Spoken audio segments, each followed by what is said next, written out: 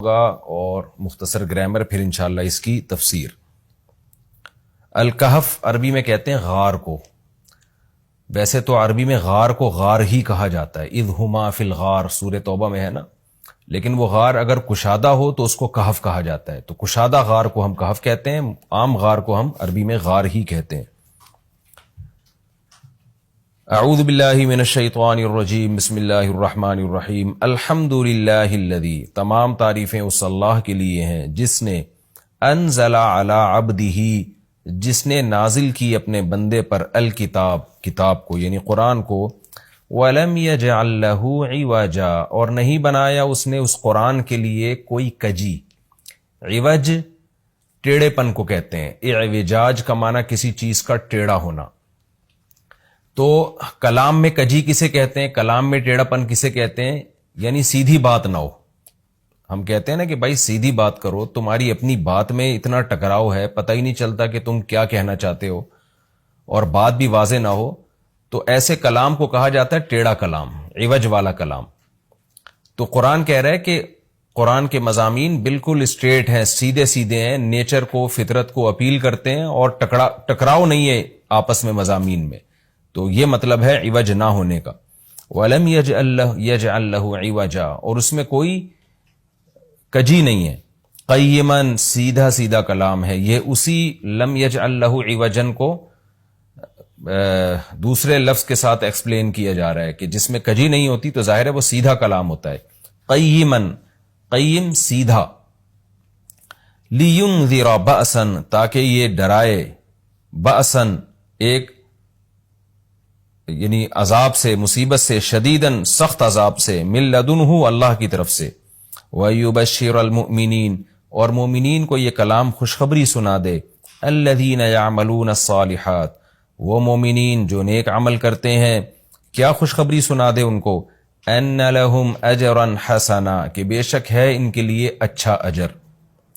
ماکثین، مکث یمکث، مکثن کا معنی ہوتا ہے قرار پکڑنا، رہنا، ماکثین فیہ ابدا، اس اچھے اجر میں رہیں گے یہ ہمیشہ ہمیشہ۔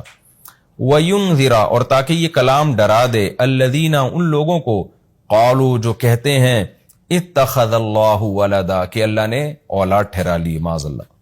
ما لہم بہ من علم، نہیں ہے ان کے لیے بہ، اس بات پر، من علم، کوئی علم۔ میں نے بتایا تھا علم کا ترجمہ دلیل سے بھی ہوتا ہے۔ ان کے لیے اس بات پر یعنی اس دعوے پر کوئی دلیل نہیں ہے ان کے پاس، وَلَا لِآبَائِهِمْ، اور نہ ان کے باپ دادا کے پاس کوئی دلیل ہے۔ کبورت کلیمتن، کبورا یہ ایک فعل تعجب ہے، بہت ہی یعنی تعجب کی بات ہے، یعنی بہت ہی بڑا کلمہ ہے، یعنی بہت ہی بری ہے یا بہت ہی بڑی ہے، ازروع کلمہ کے، یعنی ازروع بات کے، یہ بات بہت بڑی ہے، یعنی بری ہونے میں بہت بڑی ہے۔ یعنی جو انہوں نے کہا نا کہ اللہ تعالیٰ نے کسی کو اپنی اولاد ٹھہرا لی ہے، تو یہ بات بڑے ہونے کے لحاظ سے بہت ہی بری ہے، یہ ترجمہ ہوگا۔ کبورت کلیمتن، یہ بہت ہی برا ہے، بڑا ہے کلمے کے اعتبار سے۔